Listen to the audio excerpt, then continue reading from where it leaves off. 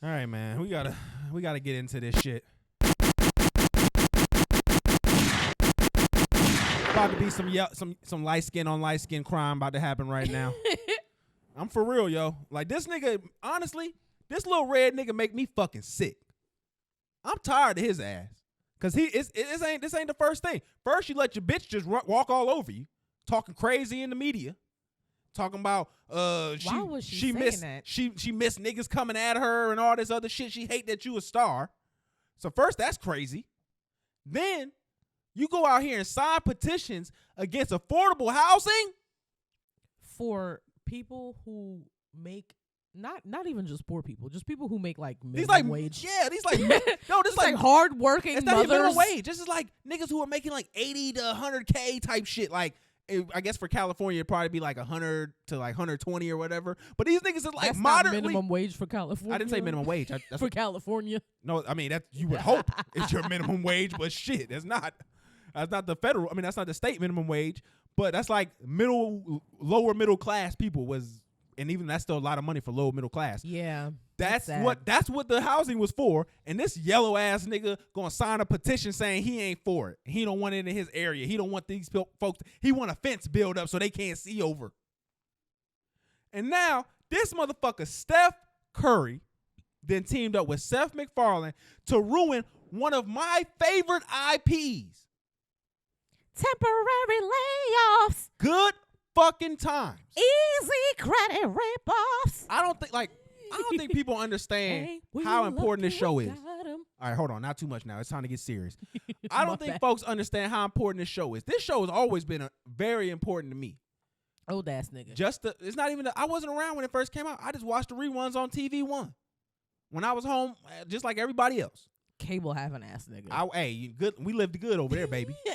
But no, this show has meant so much to me just to see a black family who loved each other, who cared about each other, who put each other first.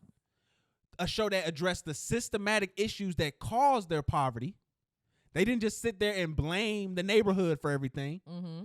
They went and they talked about the systematic issues, the race issues that were going on in communities that led to what was going on in the projects at that time.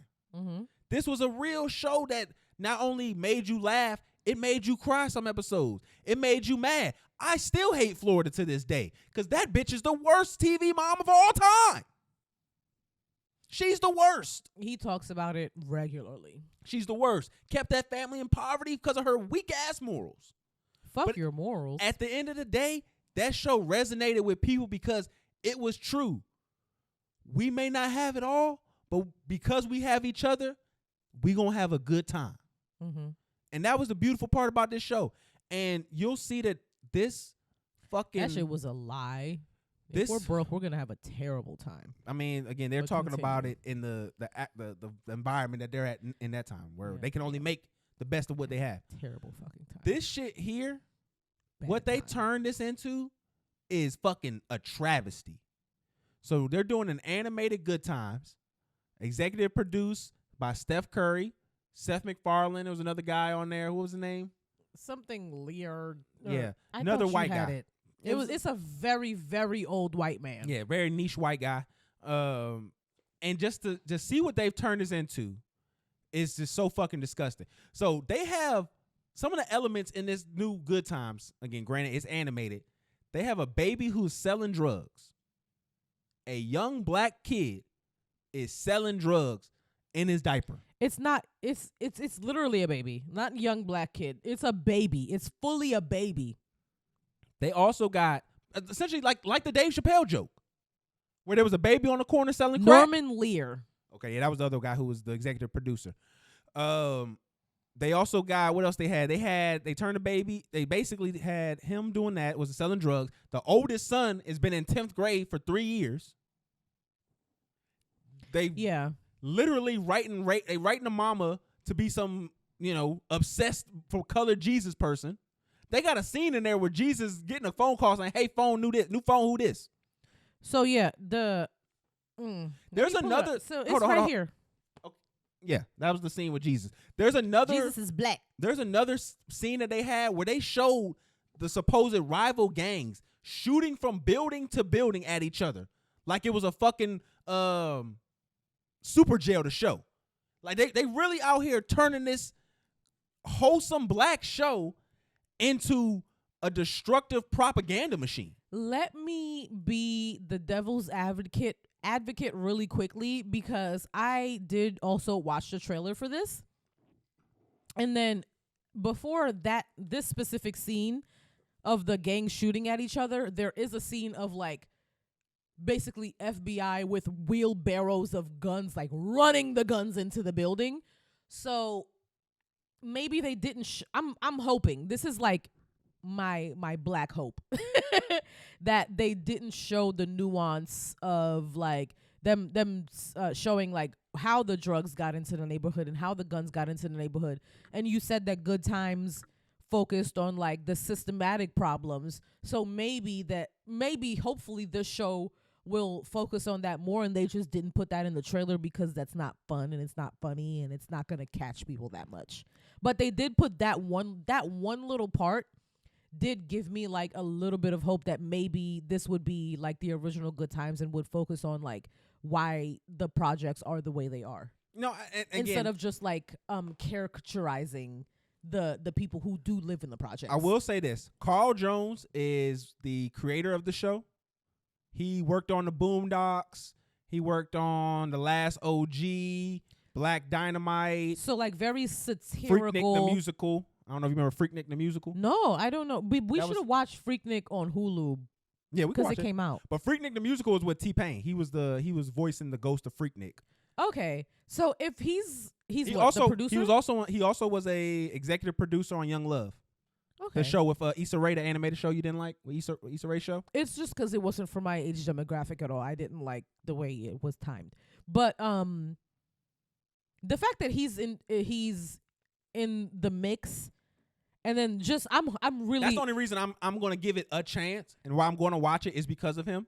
That and that one scene of the government like running the wheelbarrow of guns into the black community. Ooh. Like I'm hoping that there is some type of like explanation and nuance and everything behind what we think is like terrible. The baby selling drugs, the kid being in 10th grade for 3 years. Like hopefully there's a reason systematically that actually happens in Black America that explains all of these things. And it's just eye-opening instead of just like caricaturizing and making fun of people who live in the projects. Steph Curry, if you don't have any of these elements on there, you are going to be labeled the biggest coon on the planet. I don't like the lineup of people who are producing it. Like, I don't like that Steph Curry, is his mom white?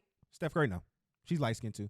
But that family's so fucked up. His mama with a white man. Remember that? I don't know if you heard about his mama and his daddy end up basically switching partners with another white couple after they divorce.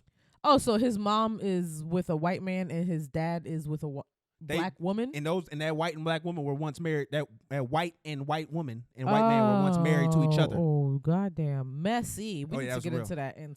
That's old, though. I don't know if they still even dating now, but that was definitely old.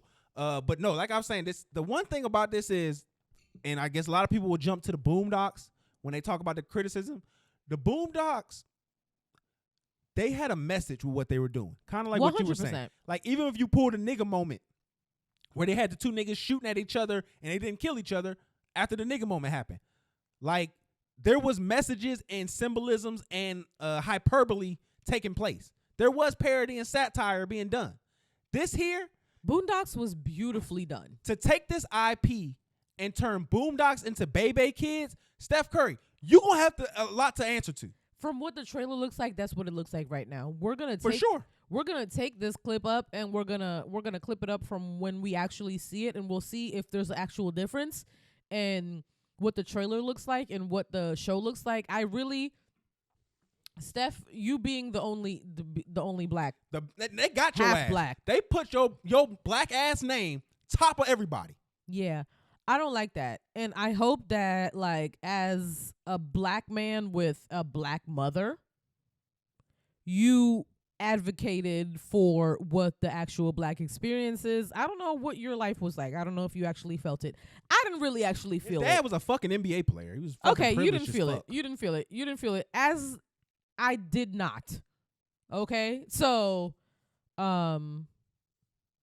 Yeah, I don't know. I'm holding out hope before we see this.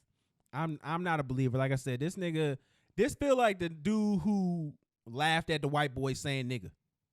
Like, this what it feel like. Like you was the black kid who was laughing with the white boys that was saying nigga. This just reminds me of the quiet on set thing of the kids selling the drugs, like the like that skit. Like it's just unnecessary. Like I just think when we do projects and things like that, we have to be really mindful. And for that trailer to focus so much on the negativity when that wasn't what Big Good Times was about. It's just a fucking problem. That's exactly how I feel about the Society of the Magical Black Negro or whatever that movie is. At least that wasn't an old IP though. Like, this is an IP that we knew. I do still want to go see that because I feel like since the cast came out and said that this isn't what we think it is and blah blah blah, and there's more, they said that there's more nuance to the whole idea and whatever. I do want to see it, but I feel like that gives the same vibe. Like, the trailer was it focused so much on like the shock factor that it didn't give us the full picture, and now we're just mad and we just don't want to watch it. I hate when actors say that because all that surmises into one scene where everybody's questioning what's going on, but nobody stands on anything. That's what it's all going to come down to. I'm pretty sure when we watch it, it's going to be one scene where it's going to be slightly a deep moment. Has that it come doesn't, out? Yeah, it's been out in theaters. It did trash in theaters. Nobody fucking went to go see that shit. Okay, I didn't. Yeah, so obviously it didn't. It doesn't have any nuance or anything in the because we would have heard about it by now. No, it's not. Like I said, the nuance is probably one particular scene where they have some heartfelt race discussion that surmises in everybody just has to be better. That's literally what it comes down to. Nobody's gonna hold anybody accountable, and that's just the fucking problem with all this. Like I said, Steph Curry, if you ruin this beloved IP for me, I will fire your ass up on this show every fucking day. Nicole Byer is one of the main characters in the American Society of Magical Negro, so that's how I know it's not funny at all. She is fucking terrible, bro. Terrible, bro. Like, terrible. Risa Tisa. That wig's sitting on her head like a helmet, but that's not what I'm talking about. I'm not talking about her looks. I'm talking about the fact that her comedy is not up to par at all. Ever. It's not holding weight.